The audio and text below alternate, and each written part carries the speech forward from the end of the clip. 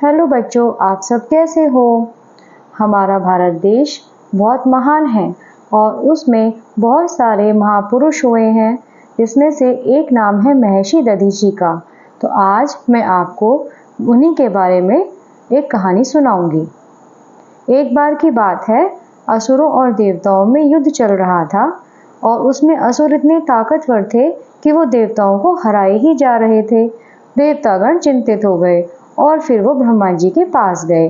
ब्रह्मा जी के समक्ष उन्होंने अपनी बात रखी। तब ब्रह्मा जी ने कहा कि त्याग के आधार पर हर असंभव कार्य को संभव बनाया जा सकता है, लेकिन दुख की बात यह है कि आप में किसी में भी त्याग की भावना ही नहीं है।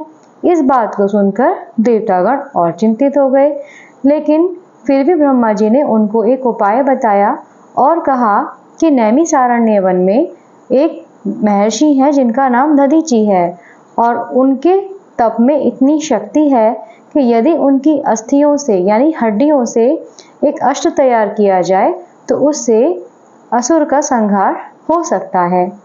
तो इंद्रराज बोले कि वो तो जीवित हैं, फिर हम उनकी अस्थियों से कैसे अस्त्र बना पाएंगे। तो ब्रह्मा जी ने कहा, अब मैंने ये आपको उपाय बता दिया, आगे का कार्य आप खुद देखिए। इतना सुनकर देवराज अपने देवताओं के साथ में नैमिषारण्य वन के लिए चले गए। बच्चों, मैं आपको बता दूं कि नैमिषारण्य वन इस समय सीतापुर उत्तर प्रदेश में है। तो जब वहां गए तो महर्षि दधीची अपनी तपस्या में थे। उन्होंने प्रतीक्षा की और जब वो अपनी तपस्या से उठे तो उन्होंने अपने समक्ष देवराज इंद्र को खड़े पाया।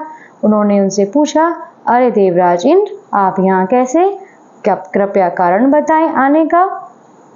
तब उन्होंने उनको प्रणाम किया और उन्होंने बताया कि हमें असुर बहुत तंग कर रहे हैं, हमें परेशान कर रहे हैं। उन्होंने हमें कई बार हरा दिया और वो हमारे राज्य पर अपना अधिकार करना चाहते हैं।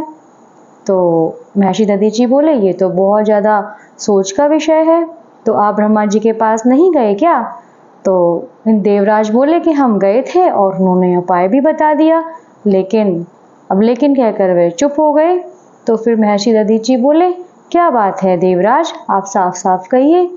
तब देवराज इंद्र बोले कि उन्होंने यह उपाय सुझाया है कि यदि आपकी अस्थियों से अस्त्र तैयार हो तो उससे जो है उसका संहार हो सकता है। तो इतना सुनकर महर्षि दधीची बहुत खुश हुए और वो सहर्ष बोले कि ये तो बड़े गौरव का विषय है मेरे लिए कि मेरा शरीर किसी काम आ पाएगा। और उन्होंने तुरंत अपने तपोबल से अपने शरीर से अपने प्राण अलग कर दिए।